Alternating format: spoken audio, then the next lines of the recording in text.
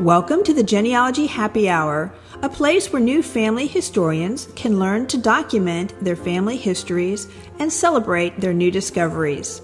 I'm Amy. And I'm Penny, and we're here to help you discover your family tree from the beginning. Welcome to episode 57. Today, Penny and I will be talking about genealogical work in progress. We're going to be discussing some research that we've been doing over the last month. But first, Penny, before we start, what do we always want to talk about first? Wine, of course. Wine, of course. So I have a wine. I think we both have a wine. We both have a Sauvignon Blanc. We didn't even know that we were drinking Sauvignon Blanc this month, but it's really hot, so it was a good choice for both of us. Yes, and considering that we haven't been able to podcast in person in a while, which is super sad, but we're still getting our wine in. But I had gone to Asheville, North Carolina recently, and when I'm up there, I always pop into the Biltmore, and I was looking for their Christmas wines because I had seen them advertised. Last year, the white was really sweet. If you remember, I got you a bottle and pretty much said, you're not going to like this because we don't like wine that's really sweet. But it wasn't out yet, so I wasn't able to get any. But I did get their limited release Sauvignon Blanc, and it says, savor the bright notes and hints of toasted coconut and key lime. And that sounded delicious, even though it also says a buttery oak finish, which I'm not an oaky person, but this was a really, really good Sauvignon Blanc, and it's from the Biltmore Estates, and it's $19, and you can order it online. Nice. They have some good wine. Yeah. How about you? What'd you find? I just happened to pick up, it's readily available. The label is Joel Gott. And this was a Sauvignon Blanc 2019, and it is very light. It's got the citrus, pineapple, mango, tropical fruits notes, and but it's a little acidic, which I like, but still mild, and has a clean, balanced finish. So it was very good, and I will probably get more of that next time I'm at the store. Excellent. Yeah, so it's really good. Excellent. All right, so what have you been working on the last 30 days? I have been working on quite a lot, but one exciting, fun thing that I've been doing is I was contacted on Ancestry by one of my husband's cousins, a distant fourth cousin, who lives in Wales, about 20 miles away from the town, or I'll probably say it incorrectly, Merthyr Tydfil, where his mother's family came from. So they're related through a David Richards. My husband's ancestor from David is Edwin, and this gentleman's ancestor is Edwin's sister. So he's been really helpful in helping discover some documents, and we've had emails going back and forth discussing when one of us finds something, we share it, and the reason why we think this is correct or why it isn't correct, and what we can look for to get more proof and documentation. I love that he's so close over there where he could, if things were open or if you were willing to go out, which I think that's not the case at the moment, to find some documents. On that same line, I did order a marriage certificate from the GRO over there. I haven't gotten it yet. It was supposed to be sent out on the 8th. So I'm curious to see what that has on it. Probably absolutely nothing that will be helpful, I'm sure. But it's still kind of fun to get an airmail document from Wales. So, So that's what I've been working on there. But that's cool. I mean, now you know someone who's actually there on the ground, and someday we'll be able to go into those registry offices or churches and maybe find some more stuff for both of you. Yes, and he had some really cool stories. he was able to share with me a couple pages from his father's journal, and his father had come over here to Pennsylvania, or I'm sure he visited other parts of the states, but Pennsylvania in particular because his relatives were there. And just a couple of pages where he jotted down who he visited while he was here in the 40s. Oh, cool. So that was kind of, it was pretty fun. That is very cool. Mm-hmm. Mm-hmm. We actually solved a unknown heirs case because the uncle had saved his diaries, travel diaries from the 1950s, and he had written down the name of his sister's, we didn't know the name of his sister's spouse, and he wrote down the name and he wrote down the address. And so we were able to go back into into city directories and find them there, and then trace them on from that. So those travel diaries are very useful sometimes. Yes, So that's cool. Yes, that's awesome. That's cool. What have you been working on? I've been, well, as you know, I am the registrar of my Daughters of the American Revolution chapter here in Tampa, and I've been working on not only one of a supplemental application for myself, but I've been helping some others finish their applications. And I just want to do a shout out to the local librarians and archivists for doing such a wonderful job to support my request personally, but also to, I'm just astounded at how much is digitized online at the local libraries now.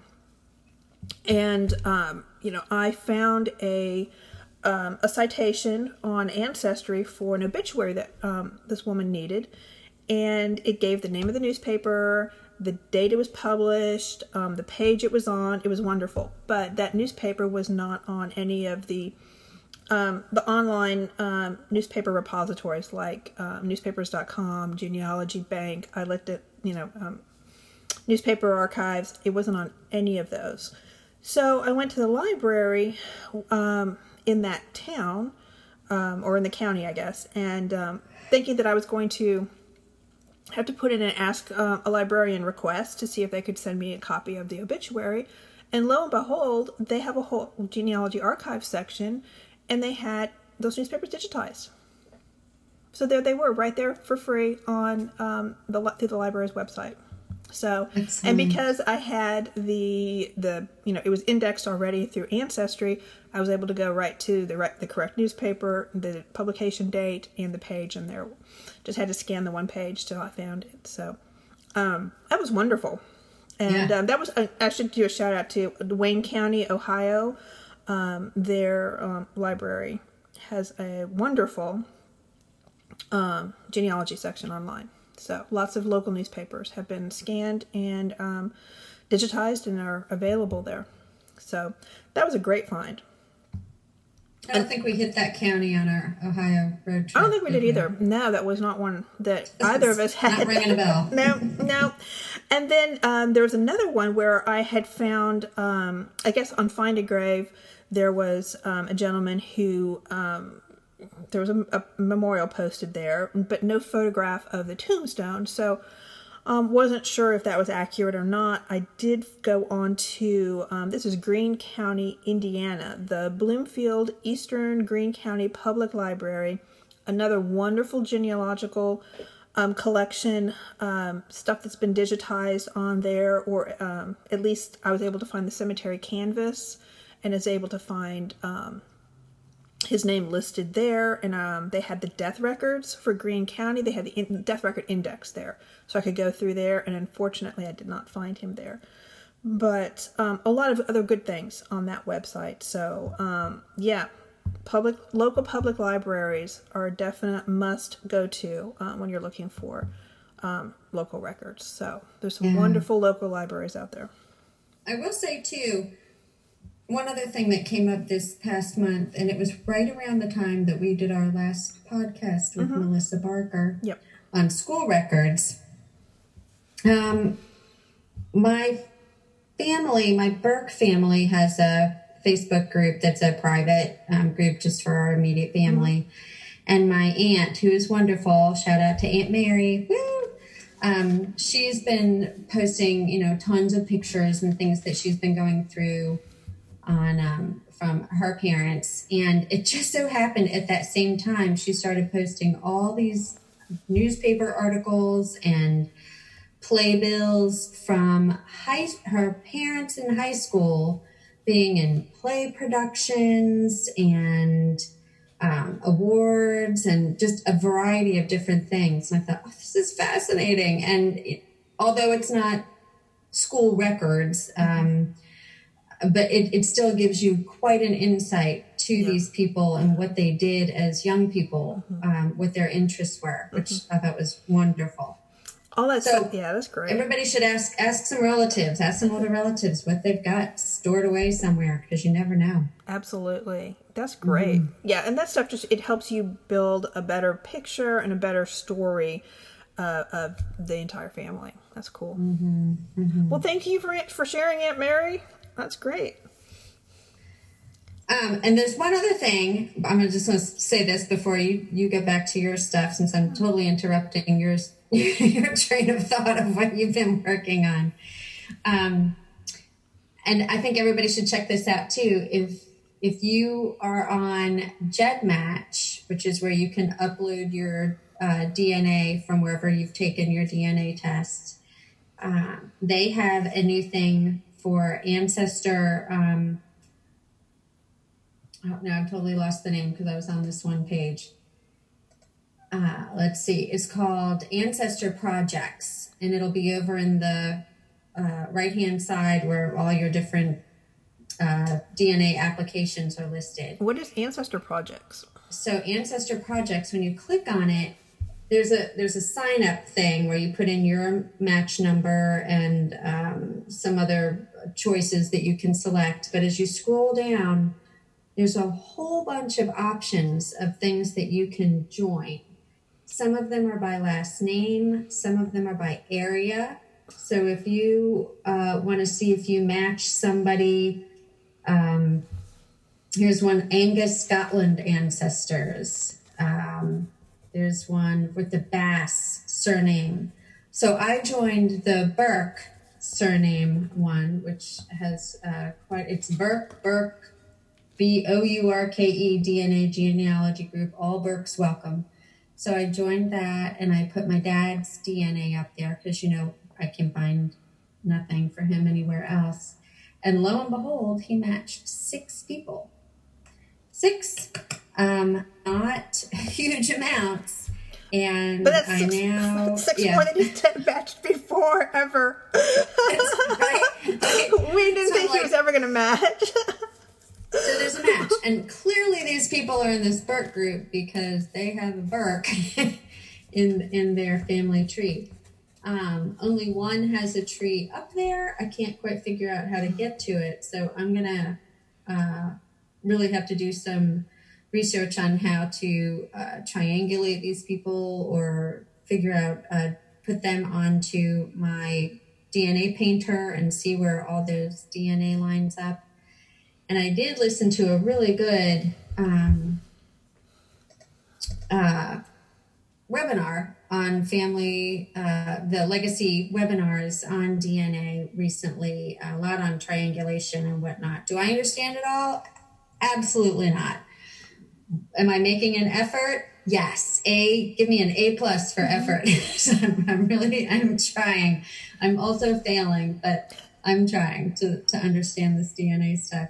Because I really want to figure out how these people match up with my dad and see if I can take that family back any further. Because document-wise, I don't think there is anything else.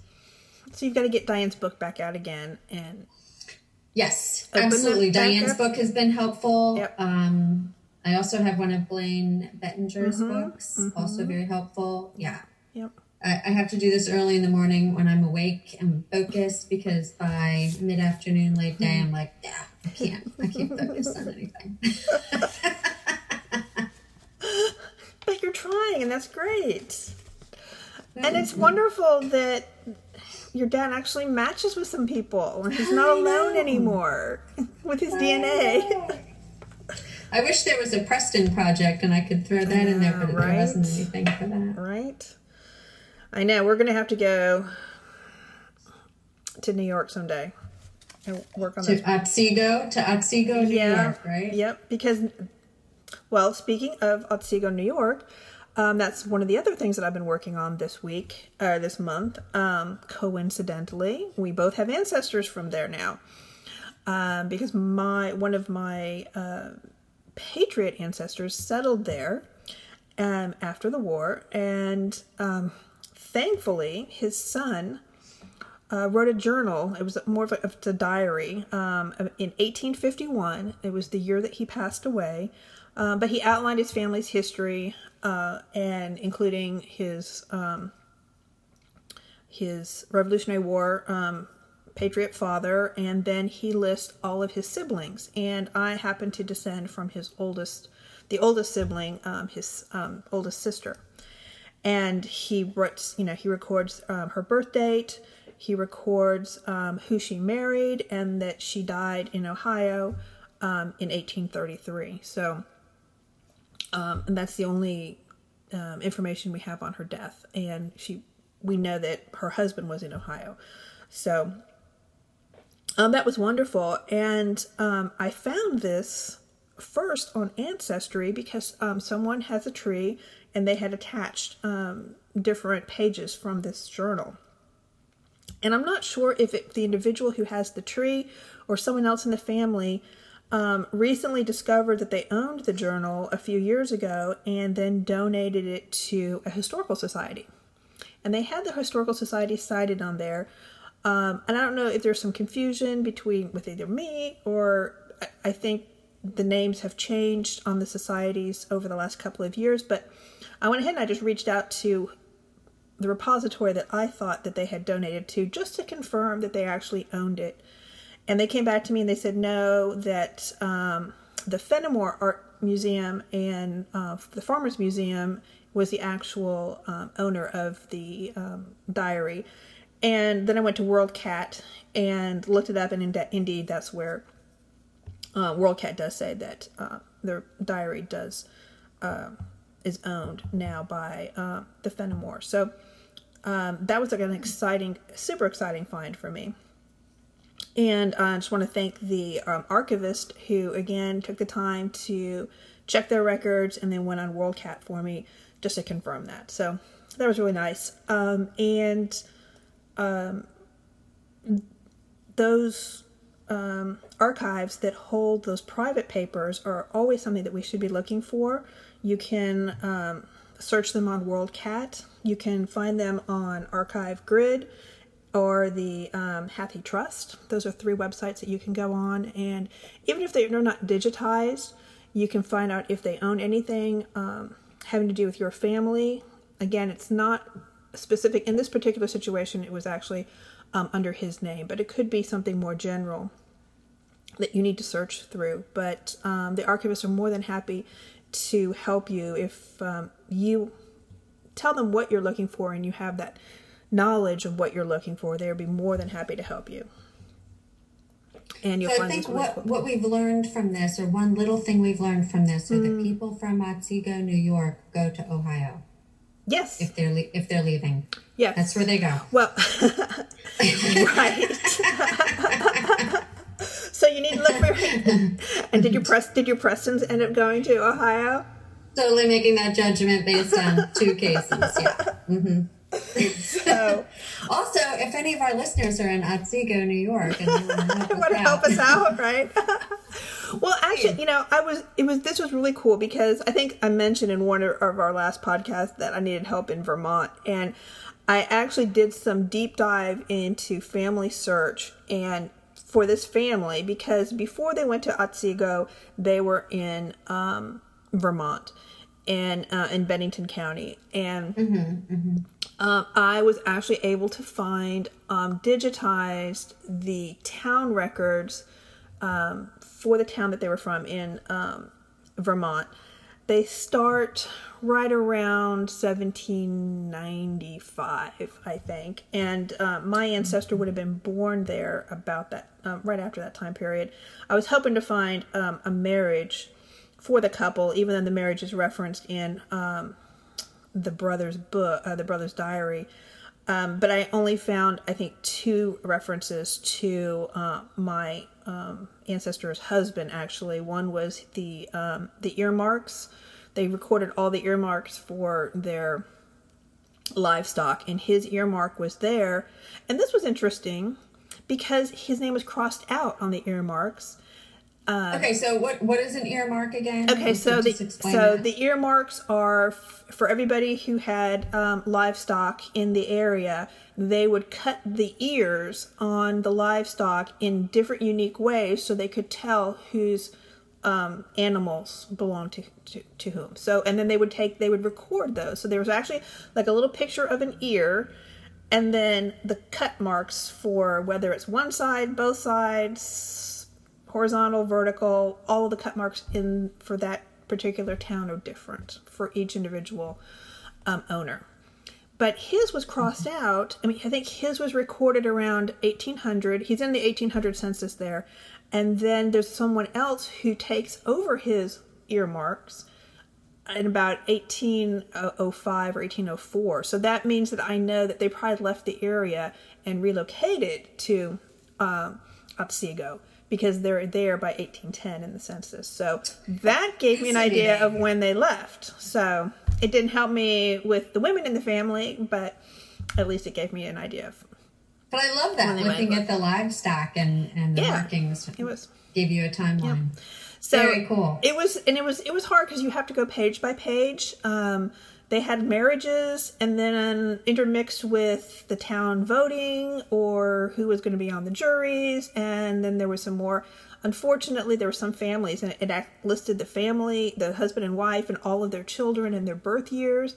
And unfortunately, my ancestor wasn't in there. So, right. But I did go page by page through it. Okay, I have to say, I love going page by page through something like that. I don't know, there's just some, like a puzzle, like you're going to find it on the next page. There's always that hope. There is a hope, yes. But darn, if that's not the worst thing, that you've got this awesome document and you spend all this time going through it and your family is not there. Right. Yeah. My blood pressure did go up a little bit at one point during that whole thing. Yeah. Anyway, that's what you do on Labor Day. Oh my gosh. So, but anyway, there's a lot of stuff there in Family Search. You've got to go through the catalog to get to it, but once you do, there's a whole new world in there. So, yeah, please use the catalog on Family Search and deep dive into some of those records. Don't be afraid of those that aren't indexed, and always be thankful for the people who do the indexing. Yeah, absolutely. Absolutely. So now we're going to talk a little bit about what we're planning on doing, like what we've got coming up. Okay. We know what we've been working on. What are you going to be working on, Amy? Well, I have to now write a proof statement proving that this woman whose brother wrote the journal is in fact the mother of the daughter that got married in Ohio. And okay, so you have to do that because you have no documentation. I don't have any for those women. They lived before that 1850 census, and neither of them had a probate. So I need to prove that the daughter and the mother are in fact related. So I'm doing that through the husband and the daughter's husband. So her father and her husband are mentioned during our Ohio trip. We found her father's probate, the one that went to Otsego and then went on to Ohio. His probate there, he does not list any of his children in the probate, but there was a lawsuit that was attached to his probate that the estate actually ended up settling because he and his son-in-law went into debt together and did not pay the debt. So, and my ancestor was married to that man. So that's part of my linking her to her father and then to her mother. So hopefully I will have enough documentation to make all that work. That'll be fun. Yep. So I'm going to be working on the old that. proof statement. Yep, the old proof statement. Sometimes the documents just aren't there, especially for these women. The women, it gets very difficult. And the daughter died in Michigan somewhere in the 1860s, and no one has been able to find her death certificate or even which county she died in. She's there in the 1860 census with her husband, and then the 1870 census, he's there by himself, a widow. A widower with one of their children. Sure. So, yeah. Well, again, when you think that those death certificates should be, or the death records should be there, and they're not, that gets very frustrating. Very frustrating. So for me... What are you doing? So this month, there's I spent a day and a half at least, if not 2 full days, going through all the pictures on my computer, because I've got... I feel like I've got them backed up in several different places and not sure. I mean, I have duplicates and all kinds of stuff, but I'm putting them into my Forever account. So I've got on forever.com. I do a lot of digital scrapbooking, but they have a photo storage service that you pay for, which I do. And but I'm putting all my photos in there. So I spent these 2 days just making sure everything was uploaded. I could see all the duplicates I have, which were a ton. But in doing that, I realized I have so many photos of documents that we took on our research trips, not only to Ohio, but the one to Connecticut, that I have not processed. So that is on my agenda this month. Since I've got all the photos cleaned up now, I want to go back and make sure I process all those documents and at least get them into the right file. I don't think I'll do anything more with them other than put them into the genealogical file by person that they belong. So that's my upcoming project. Well, that's a very good project, because that way you'll be able to find them when you work on those lines again. And I think too, as I go through them, I'll really be able to look through them and be like, why did I even take a picture of this? You know, like some of them will probably not be things that I need, or go with the person that I want, since I've done some other research on these groups. So, but negative research or chasing down that wrong line, that's just as important sometimes. Yeah, or I'll find something amazing because I didn't take the time before to read through all of these things.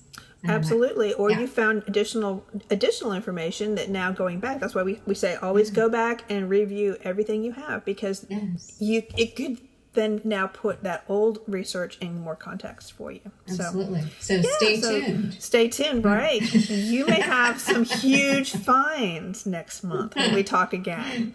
You never know. And I'm just going to have my little analysis done. So you'll have your proof statement done. I will have my proof statement done, hopefully. Yeah. And then I'll just have to wait and see how that goes. So. All right.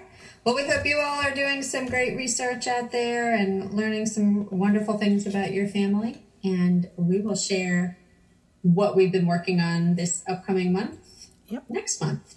Until next time. Cheers. Next time. Cheers.